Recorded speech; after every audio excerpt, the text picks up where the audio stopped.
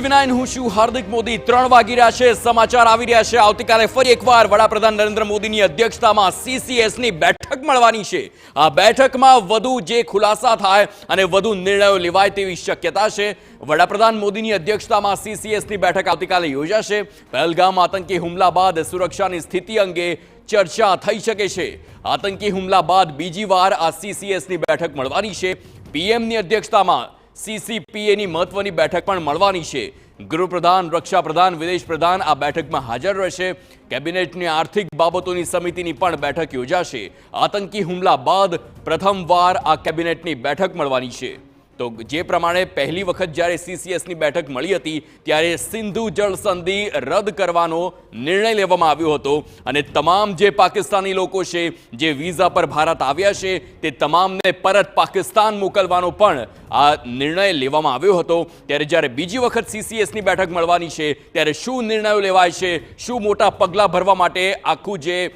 plan બનાવવામાં આવતો હોય છે તેની પર સૌ કોઈની નજર રહેશે આવતીકાલે વડાપ્રધાન નરેન્દ્ર મોદીની અધ્યક્ષતામાં સીસીએસની બીજી વખત બેઠક મળવાની છે સાથે જ સીસીપીએની પણ બેઠક મળશે એટલે એક બાદ એક આ ઉચ્ચ સ્તરીય બેઠકોનો દોર છે હવે તે રોજ ચાલુ રહે તેવી પૂરેપૂરી શક્યતા